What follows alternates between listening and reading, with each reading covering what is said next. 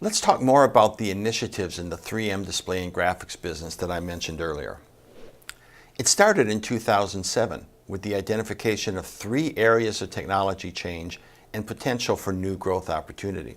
They were solid-state lighting, portable power, and display materials, and each of them became a separate track for discussion. Volunteers were sought for about 12 weekly lunch meetings on each topic.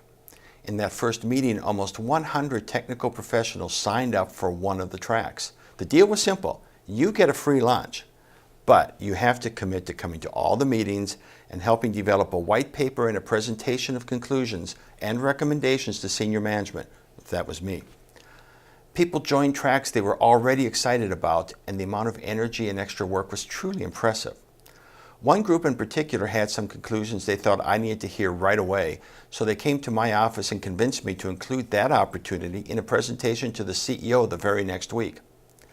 The final reports were thoughtful, well documented, and exciting.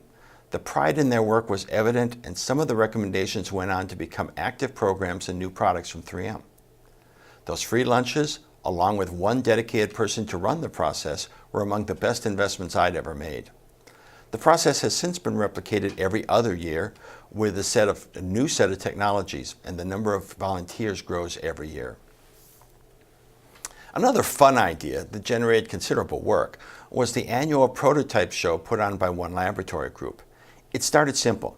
In a group of over 100 people, lots of team members just didn't get to see what others were working on. So a day was set aside for everyone to bring their prototypes into one big room and share them with each other.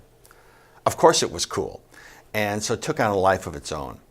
In the second year, it became a driving force for the lab as everyone wanted to be ready to put their best foot forward for their peers as well as their management.